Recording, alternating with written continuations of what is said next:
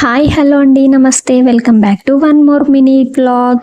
ఈరోజైతే first time అయితే హైదరాబాద్కి వచ్చినాక మా బావ లేకుండా అయితే ఫస్ట్ టైం అయితే పిల్లల్ని తీసుకొని అయితే బయటకు అయితే వెళ్తున్నా.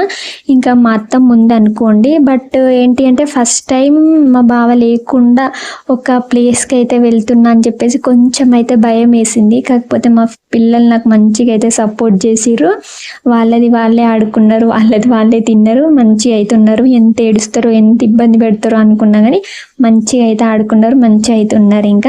ఇంకా మేమైతే వెళ్ళేటప్పుడు జిలేబీ అయితే తీసుకొని వెళ్ళినాం. ఫస్ట్ ఇక లోపలికి ఎంటర్ అవ్వగానే ఫస్ట్ అయితే జిలేబీ తిన్నాము.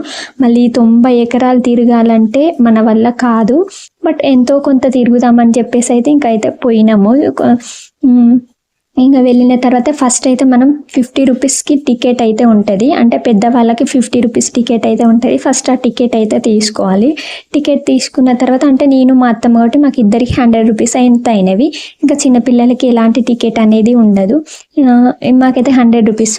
ఒకవేళ ఈ లొకేషన్ అంటే ఇప్పుడు నేను చూపిస్తుంది ఎవరికైనా తెలిసి ఉంటే కామెంట్ సెక్షన్లో అయితే కామెంట్ చేయండి.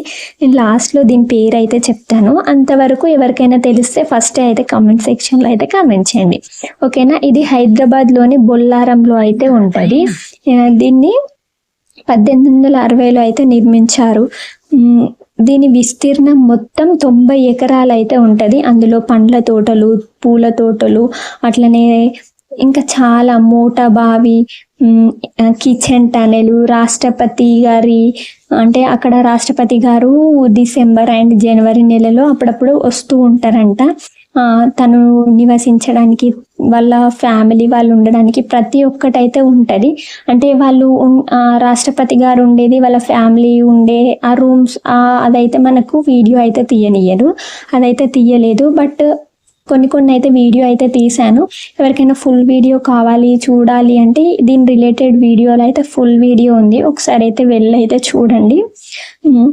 ఇంకా చాలా బాగుంటుంది. ఎవరైనా హైదరాబాద్లో ఉండి వెళ్ళని వాళ్ళు ఉంటే మాత్రం ఒక్కసారి రాష్ట్రపతి నిలయం అని చెప్పేసి గూగుల్లో అయితే సెర్చ్ చేస్తే అయితే మీకు ఎంత దూరం ఉంది అనేది తెలుస్తుంది. ఒకసారి అయితే సెర్చ్ చేసి అయితే వెళ్ళండి. పిల్లలు ఆడుకోవడానికి కూడా చాలా బాగుంది. ఇంకా ఈ వీడియో నచ్చితే మాత్రం లైక్ చేయండి, అలానే మన ఛానల్ని సబ్స్క్రైబ్ చేసుకోండి. ఇంకా మొత్తానికైతే కొంచెం తిరిగేసి మేమైతే ఇంకా బయటికి అయితే వచ్చేసాము. Thank you, bye bye.